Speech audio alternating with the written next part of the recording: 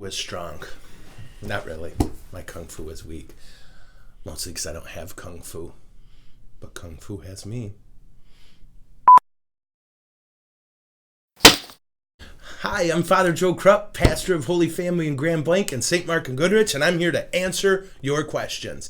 And let's start right off with this one. I got it right side. I don't know. Explain the use of the Orans Posture during the praying of the Mass. And is this posture prohibited for those attending Mass? For example, during the recitation of the Our Father. Okay, so when people ask about the Orans Posture, what they're talking about is this, okay? So when you see the priest like this, that's called the Orans Posture. And it's kind of funny. Father Peter and I talked a lot about this because he really has a solid, it's all locked up here. The many rules and regulations that govern our liturgy. And I know some priests go nuclear about it. And I think, whatever, I don't. Okay, I don't. Supposedly, the way the system's supposed to go is this. When you see the priest doing this, he's praying to God on your behalf. When you see the priest doing this, he is praying with you. Right? But then it makes the Our Father all the more curious because we are praying it together. So I would have always thought our hands are supposed to be like this. But it says right there in the book, right? The priests have a book that we use called the Roman Missal, and it gives you instructions in red and the prayers in the black. Okay? So it says, with hands extended, which means the Orans Posture. Are God's people supposed to do it? I was told no. But that's not in the germ, which is the general instructions for the Roman Missal. But again, I know there's priests that police it really heavily. I do not. I don't generally mistake uniformity for unity. I don't know if that makes sense. So what is the correct posture? Theoretically, it's this. I believe this is how God's people are supposed to be during the Our Father, right? Hands together. In a posture of communal prayer. The fact that some people do this, whatever. Jesus is fine. So I will get unbelievably angry messages about this one, but it's a hill I'll die on. Not really. I'll wimp out. I'll be like, no, I never said that. And then we'll order all of these videos deleted.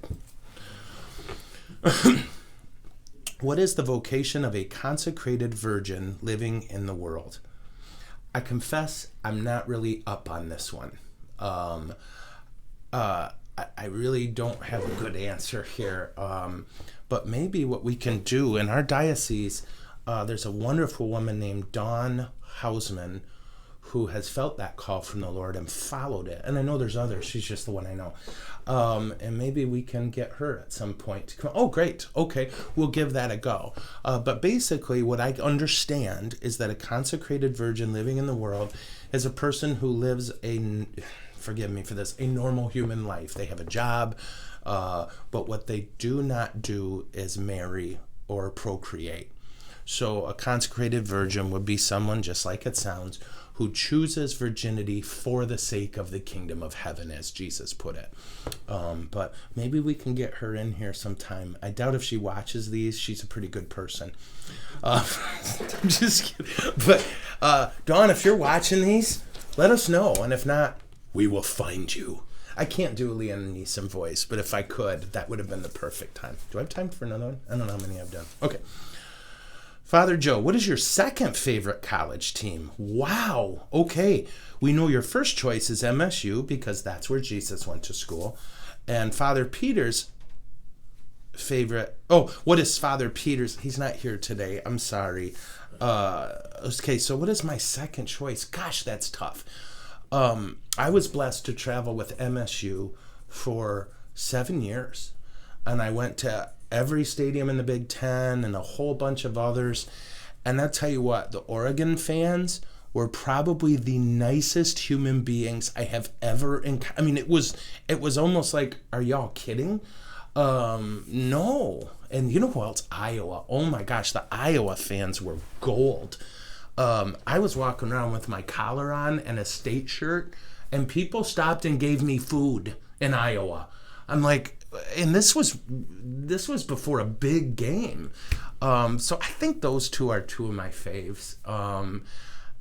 Just because, holy cow, those fans were passionate, but they weren't. I mean, there were places I went where people said things to me like wearing my Roman collar and my shirt that made the devil. I mean, even the devil was like, "Hey, easy." But I don't know. Oregon fans and Iowa fans, I just fell in love with them. What a riot! So maybe them, I guess. But to be clear, it's like MSU, where Jesus went to school, and then like somewhere down by here would be my second favorite. And I root for almost any team in the Big Ten when they're in a game that we're not in. So, okay. In terms of Father Peter, his second favorite is MSU. That's please don't ask him. Just trust me on this. Are we done? Yeah? Okay. Well, thank you so much for tuning in. This is a riot. Like these, share them. And then if you have questions, just head on over to the Church of the Holy Family Facebook page. Submit those questions, and we'll get right after them. God bless you. Take care.